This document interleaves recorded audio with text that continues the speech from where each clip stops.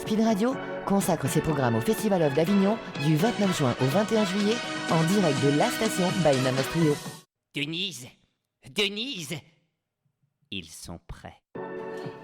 Ils sont prêts, ils sont là, il est là en face de moi, c'est Frédéric Guillen, mon invité du jour. Vous êtes dans l'émission secrète de Denise Jardinière et avant toute chose, il me faut vous rappeler que vous pouvez gagner un iPhone 15. Pour cela, c'est tout simple, il suffit de répondre à la question suivante. Après les 9 ou 12 coups du brigadier, combien reste-t-il de coups à donner ? 1, 3 coups, 2, 9 coups. Il vous suffit d'envoyer 1 ou 2 au 7 14 15 par SMS et le tirage au sort aura lieu le 21 juillet à 20h. Mon invité du jour, je vous le disais, c'est Frédéric Guillen, qui est rédacteur en chef de Avignon à l'Unisson, et avec lui, on va vraiment plonger au cœur du festival et vous faire vivre ce début de festival d'Avignon 2024. Ça sera dans la deuxième partie de l'émission, puisque vous en avez l'habitude maintenant. On commence toujours par replonger dans la genèse de la création de Denise Jardinière vous invite chez elle, et ça s'appelle Amanite Phalloïde. Amanite Phalloïde. Et oui, voilà, c'est simplement notre petit jingle qu'on aime bien. Dans Amanite Phalloïde, tous les jours, je vous raconte des petites anecdotes sur la création du spectacle et sur mes influences. Parmi mes influences musicales qui ont compté pendant cette création, des choses que j'écoutais comme ça, qui ont dû comme ça venir en moi et m'amener à créer ce spectacle, il y avait une chanson de Véronique Sanson que j'aime énormément, qui s'appelle « Le temps est assassin ». Je vous propose de vous la lire comme chaque jour. Quelquefois, je sens les mystères de toutes les choses que je comprends mal, comme si j'étais toute seule sur terre à rechercher un idéal. Quand l'amour le plus fou de la terre se débat dans une odeur de faim, je dis que c'est ça la vraie misère. Je dis que le temps est assassin, et je veux plus rien. Je veux plus rien. Je veux plus d'amour, même rebelle. Je veux plus d'amour, même si j'étais celle qui regardait tendre et cruelle faner les amoureux quand j'étais belle. Je veux plus d'amour, monsieur, j'ai brûlé mes maîtres. Et amoureuse, j'ai peur de l'être. Pour avoir vu, sombre et cruel, faner des merveilleux faiseurs de rêves, et mourir les tendresses déçues. Quand je vois toutes les colères que l'on encaisse et que l'on subit, je dis que l'amour c'est comme l'enfer, je dis que sa force est dans sa lie. Et j'aurais beau tout faire et refaire, je serai seul et sans lendemain. Pour moi, c'est ça la vraie misère. Je dis que le temps est assassin, et je veux plus rien. Je veux plus rien du tout. Je veux plus d'amour, même fidèle. Je veux plus d'amour, même si j'étais celle qui regardait tendre et cruelle, faner les amoureux quand j'étais belle. Je veux plus d'amour, monsieur. J'ai brûlé mes maîtres. Et amoureuse, j'ai peur de l'être. Pour avoir vu, sombre et cruel, faner ces merveilleux faiseurs de rêves, et mourir mes tendresses déçues. Et pourtant, comme toujours, je me dis, allez, allez, je suis bien trop forte pour en avoir assez. Et encore et toujours, je veux vouloir aimer. Je veux vouloir aimer. Quand l'amour, le plus fou de la terre, se débat dans une odeur de faim, je dis que c'est ça la vraie misère. Je dis que le temps est assassin. Et je veux plus rien. Je veux plus rien du tout. Non, je veux plus d'amour, même rebelle. Plus d'amour. Même si j'étais celle qui regardait tendre et cruelle, faner les amoureux quand j'étais belle. Je veux plus d'amour, monsieur. J'ai brûlé mes maîtres. Et amoureuse, j'ai peur de l'être. Pour avoir vu sombre et cruel, faner ces merveilleux faiseurs de rêves. Et mourir mes tendresses déçues. Et mourir mes tendresses déçues.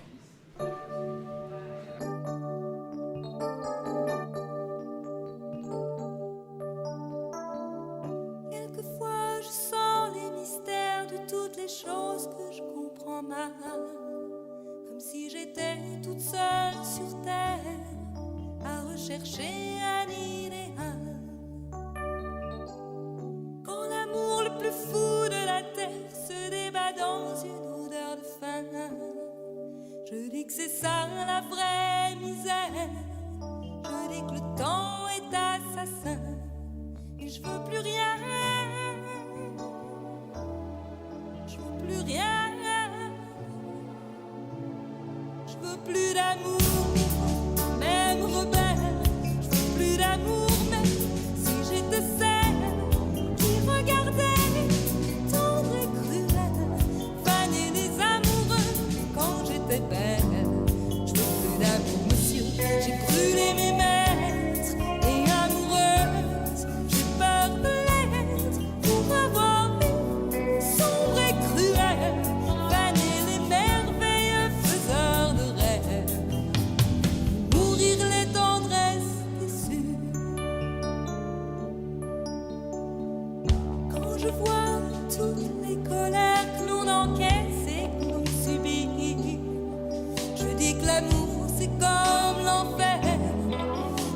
sa force et dans sa vie.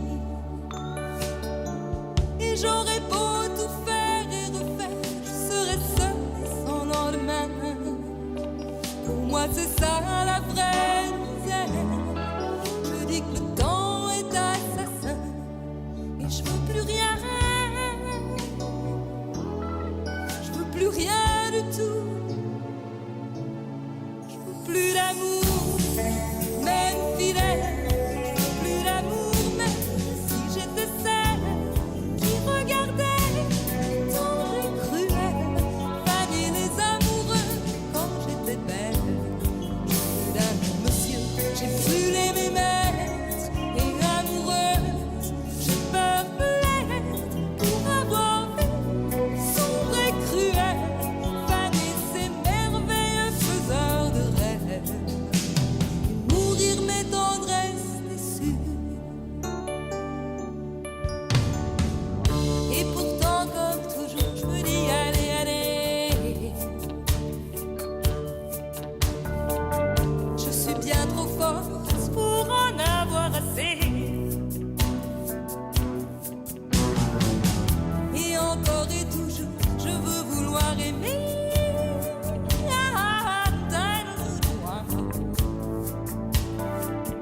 Je veux vouloir aimer.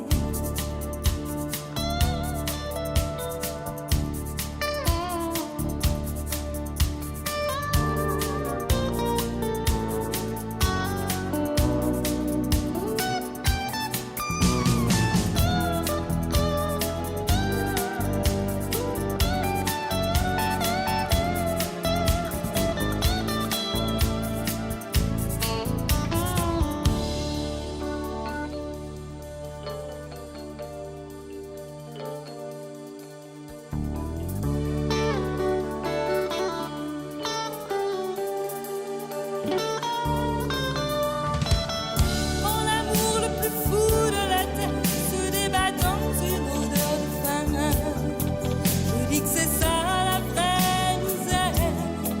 Je dis que le temps est assassin et je veux plus rien. Je veux plus rien du tout. Non, je veux plus d'amour, même Robert. Je veux plus d'amour, même si j'étais celle qui regardait tendre et cruel faner les amoureux quand j'étais belle. Je veux plus d'amour, monsieur, j'ai brûlé mes maîtres et amoureuses. J'ai peur de l'être pour avoir vu sombre et cruel faner ces merveilleux faiseurs de rêves et mourir mes tendresses déçues. Ta-da-da, ta-da-da, ta-da-da, tu-du-du-du, tui-da-da, ta-da-da, tui-di-di-di-da-da. Et mourir mes tendresses déçues. Et la pluie tombe sur Avignon. On est quand même dans une humeur très joyeuse avec cette pluie qui arrive et qui rafraîchit. Ça fait du bien. Bonsoir Frédéric. Frédéric Guillen, donc le rédacteur en chef de Avignon à l'unisson, qui est mon invité ce soir. Alors on va parler de tout ça, d'Avignon à l'unisson et de tout ce travail que tu fais pour promouvoir les spectacles et le festival. Mais avant ça, je voudrais te raconter une petite anecdote liée à Denise Jardinière, vous invite chez elle, que tu connais bien, on en parlera aussi. Et ça s'appelle « Ils sont prêts ». Denise, ils sont prêts. Ils sont prêts. Et ce soir-là, j'étais prêt. Je ne savais pas ce qui allait vraiment me tomber dessus. Je vous l'ai fait découvrir hier, cette chanteuse qui s'appelle Robert. Et en fait, je l'avais invitée quand j'ai commencé le spectacle à jouer chez moi, dans mon petit appartement parisien. J'avais invité cette chanteuse que j'écoutais pendant des années et des années et des années. Je l'avais invitée via les réseaux sociaux à venir voir le spectacle chez moi. Et puis un jour, je reçois un message, eh bien, nous allons prendre 2 invitations. Donc je ne sais pas vraiment si c'est elle qui me parle ou si c'est quelqu'un de son équipe. Je ne sais pas si c'est elle qui tient sa page Facebook. Enfin voilà, mais bon, je note quand même 2 réservations pour Robert. Et puis le soir arrive, et moi je suis très fébrile, et en même temps j'ose pas y croire parce que je me dis non, ça doit être son attaché de presse ou quelqu'un qui va venir voir le spectacle, mais je pensais pas qu'elle allait se déplacer en personne. Et on frappe à la porte, j'ouvre la porte, enfin la gouvernante ouvre la porte, et là je vois mon idole, la chanteuse Robert, qui était là, avec Mathieu Saladin, le compositeur de ces chansons. Et tous les deux, ils entrent donc dans l'antre de Denise Jardinière, dans mon chez-moi, dans son chez-elle. Et c'est parti pour la représentation. Donc évidemment, le personnage que je campe est tellement fort que je n'ai rien laissé paraître de mon émotion, de mon euphorie qui était là quand j'ai découvert que c'était vraiment elle qui était là. Et puis donc le spectacle s'est déroulé. C'est elle qui a donné l'heure. Pour ceux qui connaissent le spectacle, à un moment donné, il y a un signal à donner à une heure très précise. Enfin bon, bref, je vais pas spoiler. Mais voilà, elle a eu des choses à faire qu'elle a fait à la perfection. Et puis la rencontre s'est faite. On a beaucoup discuté après le spectacle. Et tout ça nous a amené à travailler ensemble autour d'un clip, d'une chanson qui s'appelle Débutante, que je garde dans mon cœur. Ça fait 10 ans. Ça fait 10 ans, c'était en 2014 qu'on a créé ce clip ensemble sur sa chanson Débutante que j'aime. Je vous invite à aller l'écouter et je la passerai pendant une des émissions ici, de l'émission Secrète. Et voilà, c'était une petite anecdote que j'avais envie de vous raconter, cette rencontre avec mon idole qui était un moment incroyable et qui a amené de belles choses. C'était une des petites graines de Denise Jardinière. Tu connaissais cette anecdote ? Non. Tu ne connais pas encore tout de Denise Jardinière ? Non, loin de là même, je pense. Eh bien, c'est le moment, hein. Ça y est, oui, il est plus que temps de passer à mon invité du jour et ça s'appelle Chin Chin. Chin Chin. Chin Chin, Fred. Alors, je peux t'appeler Fred ? Oui, bien sûr. On va trinquer à l'eau, tiens, allez, Chin Chin. Frédéric Guillain, donc tu es le rédacteur en chef de Avignon à l'unisson. En quelques mots, c'est quoi Avignon à l'unisson ? Alors, Avignon à l'unisson, à la base, c'est une association qui s'est voulue culturelle, qui s'est transformée par l'impulsion de la ville d'Avignon comme étant le média culturel de la ville d'Avignon, puis du Grand Avignon. Au jour d'aujourd'hui, nous couvrons l'intégralité des manifestations culturelles, à commencer par le Festival Off, bien évidemment, mais tout ce qui touche à la culture, de près ou de loin, sur la ville d'Avignon du 1er janvier au 31 décembre. D'accord, donc c'est vraiment un travail sur toute l'année. Et là, en ce moment, bon, comme c'est le festival, j'imagine qu'il y a encore plus de matière. Alors on travaille toute l'année. Toute l'année, on a une équipe de 2 journalistes qui travaillent à l'année sur toutes les manifestations qu'on peut donc trouver dans notre zone de chalandise autour d'Avignon. Et pour le festival, nous montons à 10 chroniqueurs et chroniqueuses qui vont chroniquer à peu près entre 500 et 700 pièces sur le Festival Off. C'est énorme, entre 500 et 700. Waouh, quel boulot. Bravo. Comment c'est venu cette passion pour la culture et le théâtre ? Alors la passion pour la culture et le théâtre sont venues de ma prime enfance où moi j'allais tous les mercredis matins avec ma grand-mère maternelle au Français pour les Parisiens, puis j'étais un petit Parisien. Et donc tous les mercredis matins, elle m'emmenait au Français où j'ai découvert des comédiennes magnifiques, certaines que je croise encore ici sur Avignon, entre autres Bérangère Dautin que j'ai vu je ne sais combien de fois jouer les mercredis matins des pièces du théâtre classique qui m'ont donné le goût de ces pièces classiques. Mon parcours universitaire a poursuivi ce travail. Je suis professeur de français et lettres classiques, donc ça a aidé à la chose. Et il se trouve que j'avais toujours envie de chroniquer des pièces, d'aller voir des pièces et de faire ce travail journalistique. J'avais trop le tract pour pouvoir monter un jour sur scène, mais suffisamment le tract pour pouvoir me dire de pouvoir chroniquer. Je te coupe, mais tu sais que c'est un métier qu'on peut commencer à n'importe quand, n'importe comment. Le métier de comédien, le trac, je l'ai toujours, ça passe, je peux te dire, on vit avec, on fait avec. Mais donc ça veut dire qu'un jour je te verrai sur scène. Peut-être. Donc tu me parles de théâtre classique et donc tu t'es ouvert à tout le spectre, tous les registres, parce que tu ne chroniques pas que du classique. Et comment tu as fait cette ouverture ? Comment ça s'est produit ? Alors l'ouverture a commencé par la découverte du Festival Off d'Avignon. Il y a maintenant 18 ans. Je travaillais avec, pour les Avignonnais qui les connaissent, Noël Réal et Sophie Moulin qui à l'époque géraient Avignews, qui était le magazine, le journal gratuit d'Avignon et qui durant le festival prenait des chroniqueurs pour chroniquer des pièces, des gens qui étaient bénévoles. Et donc j'ai commencé comme ça avec elle pendant 2 ans avant que Avignews, pour des raisons financières, disparaisse. Et en fait, ça a été le gros challenge de me dire, eh bien maintenant, soit je continue à chroniquer, à faire ce que j'aime et à nourrir aussi l'ouverture à la culture pour tous les jeunes Avignonnais qui des fois ont énormément de mal et qui sont pour certains très éloignés de la culture et très éloignés du théâtre.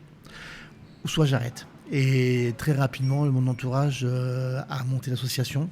Et donc, nous avons commencé à travailler avec, pour ceux qui le connaissent, mon compagnon Stéphane Vincent, qui lui était ouvert sur plutôt les arts de la danse et du cirque. Et donc, qui petit à petit m'a amené aussi à découvrir ça. Alors ça reste son grand domaine de compétences, donc je lui laisse sur tout le Festival Off. C'est lui qui va chroniquer ces pièces-là. Nous avons une consoeur qui, elle, est très fan de spectacles enfantins. Et donc on partage un petit peu ce point de vue-là, parce que moi je trouve que enfantin, c'est très réducteur, et je préfère dire jeune public, voire tout public. Parce que certains spectacles dits pour jeune public sont à double lecture, et on peut les voir à n'importe quel âge. Et le grand galavard que je suis, à bientôt 50 ans, adore encore aller voir des spectacles pour enfants, et adore encore aller voir des comédies musicale, donc je me laisse aussi porter par ça et de me dire qu'on peut aussi avoir un petit peu, en ces temps très difficiles et un peu sombre, un petit peu de beauté et un peu d'un petit regard enfantin, ça fait énormément de bien. Ah oui, je te rejoins complètement sur ça. C'est-à-dire que je pense aussi que c'est marrant parce qu'on donne pas d'âge pour les spectacles dits adultes. On dit pas c'est avoir entre 45 et 62. Ça, c'est plutôt un spectacle 25, 27. Et puis pour les enfants, d'un coup, il faut donner des âges. Et je trouve ça très réducteur. On comprend bien ce qu'il y a derrière, mais cette limite, finalement, moi, je la comprends mal. De donner un âge à un spectacle, ça c'est... Bon, après il y a des choses légales, c'est-à-dire tout ce qui est violence, des scènes qui peuvent heurter, comme on dit, la sensibilité des plus jeunes. Mais hormis ces choses-là, je pense que oui, les spectacles peuvent être vus et partagés, chacun en ressent et la compréhension, c'est autre chose. Tout à fait. Moi, je sais que par exemple, l'année dernière, j'ai beaucoup insisté pour que beaucoup de jeunes aillent voir Rentrée 42, qui se jouait à la Luna l'année dernière, qui est sur un fait voilà, que tout le monde connaît, hein, qui est la rentrée 1942, après la rave du Veldiv, dans les écoles parisiennes, et comment des institutrices se retrouvent avec des classes amputées de X élèves en moins, qui ont été raflés pendant l'été, et à qui on a tout à fait, voilà, on a menti. Et je pense que le devoir de mémoire à ce niveau-là fait que n'importe quel jeune qui va aller voir ces comédiens, ces comédiennes va s'ouvrir. Eh bien écoute, on continue à parler de tout ça juste après notre petite pause musicale. Speed Radio consacre ses programmes au Festival Off d'Avignon du 29 juin au 21 juillet en direct de la station by Namos Trio. Et vous êtes toujours en train d'écouter l'émission secrète de Denise Jardinière. Je suis en compagnie ce soir de Frédéric Guillen, rédacteur en chef de Avignon à l'Unisson. On va parler du Festival d'Avignon, évidemment. Mais avant ça, je dois vous annoncer, pour ceux qui ne sont pas au courant, que vous pouvez gagner un iPhone 15. Pour cela, c'est tout simple. Il suffit de répondre à cette question. Après les 9 ou 12 coups du brigadier, combien reste-t-il de coups à donner ? 1, 3 coups. 2 ou 9 coups. Il vous suffit d'envoyer 1 ou 2 au 7 14 15 par SMS et le tirage au sort aura lieu le 21 juillet à 20h. Donc nous étions en train de parler du festival avec Frédéric Guillen. Est-ce que tu as déjà des coups de cœur sur ce début de festival ? Alors des coups de cœur, on commence à en avoir vu une centaine de pièces. On a 4 pièces qui vraiment pour nous sont des coups de cœur à la rédaction. 2 qui sont joués par Miguel-Ange Sarmiento. Donc le premier, c'est donc le cabaret de Carolina qui se joue tous les jours au Rouge-Gorge. Si je peux donner l'horaire, c'est à 20h55 au Rouge-Gorge. Carolina vous invite dans son cabaret, tout simplement. Le personnage de Carolina vient vous enchanter pendant 1 heure avec ses chansons, sa vie, son spectacle. C'est un spectacle. Alors moi, j'ai jamais eu la possibilité de le voir en fait, parce qu'à chaque fois, voilà, mais ce sera pas non plus cette année puisque je joue en même temps. Mais c'est un spectacle dont j'ai beaucoup entendu parler et qui joue depuis quelques années déjà. Alors Carolina existe depuis quelques années déjà. Le cabaret est une création 2024 pour le festival.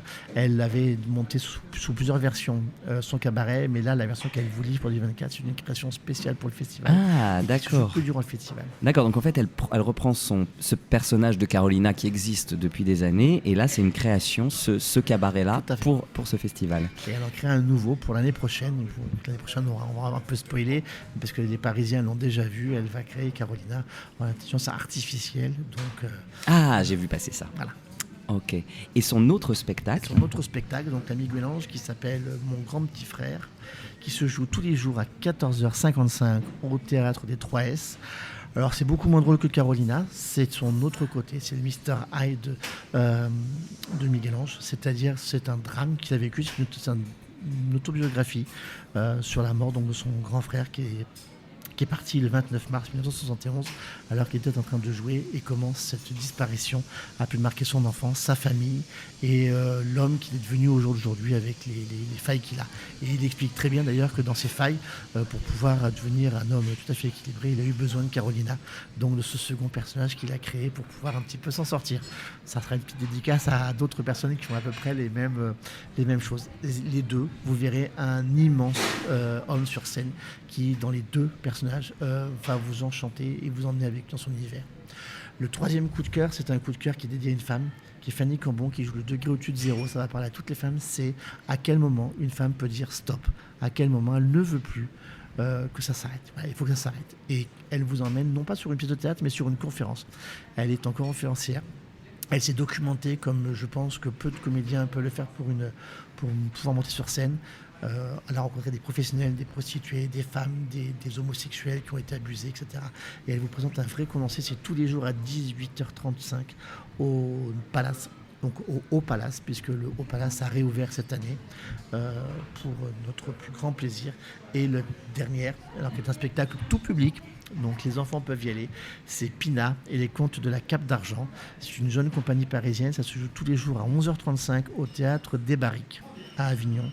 Et donc Pina, c'est le monde féerique avec des masques de cette fameuse comtesse qui va dévaler à partir des ans. Donc cette année, on a le premier volume qui s'appelle Pina, les contes de la Cape d'Argent. Et l'année prochaine, vous aurez très certainement le second volet qui s'appellera L'Impératrice. C'est un conte pour enfants, mais qui a une vraie double lecture, et j'invite les adultes à vraiment aller la voir parce que, en fonction de l'âge, on y comprend ce que l'on peut et ce que notre intelligence nous comprend. Super, merci. Bah ça donne très envie, tous ces coups de cœur, ces 4 coups de cœur, qui font partie de cette plaquette qui est éditée par Avignon à l'Unisson chaque année lors du festival, qui s'appelle La présélection d'Avignon à l'Unisson dans la jungle du Off 2024, où il y a une trentaine de spectacles, c'est ça ? C'est ça, 34 cette année. 34 spectacles cette année. Donc c'est une plaquette que vous éditez chaque année et qui aide un petit peu le spectateur à peut-être faire un premier choix. Alors, tu as tout compris, Thibaut. En fait, la démarche qui était, c'est de se dire, quand on a une carte comme nous, presse, parce que je veux que l'accréditation presse soit toujours présente pour que les compagnies puissent savoir que nous sommes de presse et qu'on puisse donc les aider. Les gens demandaient, mais qu'est-ce que vous pourrez nous conseiller ? Qu'est-ce que vous pouvez nous conseiller ? Qu'est-ce que vous pouvez nous conseiller ? Donc, la question était toujours de se dire, bon, on les renvoie vers le site, bien évidemment, mais en temps de festival, comment on peut faire ? Donc, nous avons commencé par travailler depuis janvier, en allant voir toutes les compagnies, tous les théâtres partenaires qui sont parisiens, toutes les compagnies qui travaillent avec nous sur le off, pour pouvoir savoir si elles venaient ou pas sur le festival et qu'on puisse faire cette fameuse présélection qui est en fait un petit peu le net plus ultra de ce que nous on a présélectionné et ce que j'ai envie que les festivaliers voient. En fait, c'est les 40 spectacles que j'aimerais que les festivaliers puissent voir. Donc, comme vous l'avez compris, ça touche du jeune public à des choses un peu plus trash. Alors bien sûr, on reste dans le tout public et on s'interdit tout ce qui pourrait être trop violent ou qui ne correspondrait pas à notre démarche d'unisson, puisque ça ne s'appelle pas Avignon, ils sont pour rien, c'est-à-dire qu'on voulait aussi que nos cœurs vibrent à l'unisson, qu'on puisse tous et toutes travailler à l'unisson. Et donc cette plaquette, effectivement, elle est tirée à quelques centaines de milliers d'exemplaires pour pouvoir être distribuée à un maximum de gens, aux compagnies, dans des restaurants avignonnais, dans les hôtels avignonnais, pour pouvoir effectivement aider et les spectateurs à pouvoir trouver les spectacles, mais aussi des spectacles à pouvoir trouver aussi leur public, puisque on reprend Pina, c'est une très très jeune troupe qui s'est montée au mois de mars dernier, donc qui est venue sur son premier festival d'Avignon. Ah oui, c'est très jeune. C'est très très jeune, et en fait ils nous ont invités à venir à Paris faire leur lecture. On est tombé fou amoureux du travail du metteur en scène, de la compagnie, et donc c'était un véritable coup de cœur pour nous que de les proposer au festival et de les soutenir. En face de ça, par exemple, vous avez des comédiennes comme tout d'abord Bergère d'Autun dont je vous parlais, qui fait le voyage pour l'Ipala, qui qui vient là juste pour nous donner à elle son petit coup de main et son aura, mais pour rappeler aussi un certain nombre de choses. Et puis dans la plaquette, vous trouvez par exemple le Rentrée 42 qui était le palme du meilleur spectacle 2023. Ça rappellera quelque chose à notre amie Denise Jardinière, et donc idem, le producteur Chris Segura a bien voulu le mettre. Et effectivement, j'en profite aussi pour saluer une dernière compagnie, qui est la compagnie qui joue Charlie et le Destin. Ah, je tous connais. les matins au Rouge à 10h. Thibaut connaît, mais c'est vrai que c'est pareil. Yamina nous a contacté très tôt durant la saison pour pouvoir être sûr d'être sur la plaquette. Nous a présenté son travail, nous a présenté le travail qu'elle fait aussi sur Triangulaire. Et c'est un grand plaisir que d'avoir sur la plaquette et de lui faire cette petite place. Nous, on se connaît depuis 5 ans maintenant, Fred. Hein, tout à fait. On peut le dire parce que j'ai eu le grand honneur, alors moi qui suis complètement maniaque des dates et des comptes, donc c'était le 28 juillet 2019, si je ne me trompe pas, et je ne me trompe pas, le 28 juillet 2019, à la Tache d'encre, à la fin de la représentation de Denise Jardinière vous invite chez elle, tu m'as fait la grande surprise, le grand honneur, le grand bonheur de me remettre le prix du meilleur spectacle. Et ben là, j'en profite pour te remercier publiquement, encore et encore et encore, parce que, bon, on dit toujours les prix, enfin voilà, c'est quelque chose d'arbitraire, enfin il y a 1600 spectacles, on peut pas dire. Je repense toujours à Valérie Lemercier quand elle parle au César et qu'elle dit tu as été un peu moins bon qu'un autre, tout ça. Enfin, ça a pas vraiment de sens, mais c'est un acte d'amour et moi je l'ai pris comme ça. Et puis c'est un acte d'amour qui s'est propagé, parce que ça évidemment ça intrigue les gens et ça suscite une curiosité supplémentaire de voir qu'un spectacle a reçu un prix. Il y aura encore des prix cette année. Il y aura encore des prix cette Donc année. tous les ans, vous faites le palmarès encore cette année. Tous les ans, il y a le palmarès. Et c'est vrai que, je vais spoiler une petite info, c'est vrai qu'en 2019, on a eu un très beau palmarès.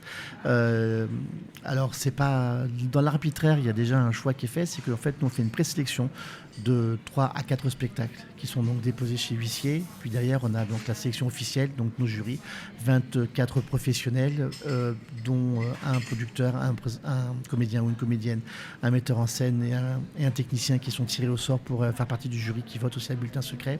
Et puis toute la rédaction. Et puis on invite aussi nos fameux cliqueurs, nos lecteurs à pouvoir le faire. Et c'est vrai que l'année où tu as reçu le prix, on devait être à peu près à l'époque à 10-12 000 clics. Alors pour ça parle pour pas beaucoup de monde, mais c'est quand même très important, et presque 9000 votes. Et c'est vrai que même pour moi, quand le 28 juillet, on a monté avec l'équipe un stratagème parce qu'à l'époque, déjà, tu me suivais sur les réseaux sociaux, donc savoir où était sans spoiler qui était où, te faire cette surprise, c'était aussi, effectivement, tu le dis, un acte d'amour, parce que pour moi, c'était aussi saluer l'immense comédien que tu es et l'auteur que tu as eu, mais aussi en tant que rédacteur en chef, je pense que lorsqu'on remet des prix, il y a ceux qui le reçoivent et vous êtes généralement tous et toutes très contents et au bout de quelques semaines, quelques temps, le prix disparaît, est caché. Moi je vous invite, il est sur la plaquette, ça y est encore, et à chaque fois, moi d'année en année, ça me met les larmes aux yeux de voir que sur toute la publicité de Denise, il y a le prix, et c'est quelque chose qui est aussi une reconnaissance du couple là, du comédien vers le rédacteur en chef, et il s'est passé quelque chose ce 28 juillet, voilà, vous ne pourrez pas savoir, c'est quelque chose de merveilleux dans ma vie, moi, professionnelle. J'ai découvert quelqu'un qui est magnifique, et depuis, c'est vrai que ça m'a motivé à ce que nos prix soient toujours à la même hauteur. Et c'est vrai que je suis content parce que La Palme, c'est toujours un spectacle qui est de haut niveau et qui moi, m'a toujours transpercé, et heureusement, d'ailleurs, peut-être, c'est ce qui me motive aussi d'année en année à pouvoir le faire. Je vais me remettre de mon émotion, on va faire une petite pause musicale. Speed Radio consacre ses programmes au Festival of d'Avignon du 29 juin au 21 juillet en direct de la station by Namas Trio. Vous êtes toujours dans l'émission secrète de Denise Jardinière et je suis toujours en compagnie du merveilleux Frédéric Guillen. Avant de reprendre le fil de notre discussion, il me faut vous rappeler que vous pouvez gagner un iPhone 15. Pour ça, c'est tout simple. Il suffit de répondre à la question suivante. Après les 9 ou 12 coups du brigadier, combien reste-t-il de coups à donner ? 1, 3 coups, 2, 9 coups. Il vous suffit d'envoyer 1 ou 2 au 7 14 15 par SMS et le tirage au sort aura lieu le 21 juillet à 20h. Frédéric Guillain, donc mon invité du jour, qui est rédacteur en chef de Avignon à l'Unisson, qui est une source d'informations infinie sur le Festival Off d'Avignon, puisque tu vois énormément, toi et ta rédaction de spectacle. Tu nous disais entre 500 et 700, c'est énormissime sur ces 3 semaines de festival. Et comment tu le sens, ce festival, cette édition 2024 ? On n'est qu'au début, hein, c'est le début, ça commence. Mais si tu avais quelques mots pour décrire cette ambiance ? L'ambiance commence la température commence à monter. Tout à l'heure, on disait qu'il pleuvait et que ça allait peut-être rafraîchir, mais le festivalier commence à arriver. On a eu un début de festival très calme, très, très lent. Les compagnies, on avait un petit peu peur parce que les salles étaient pour certaines vides. Alors, bien sûr, il y a toujours des gens qui font complet et on les félicite et tant mieux pour eux, mais la plupart des compagnies avaient un petit peu de difficulté. Et là, ça y est, les festivaliers arrivent, ils sont présents. Ils vont arriver, je pense, de plus en plus.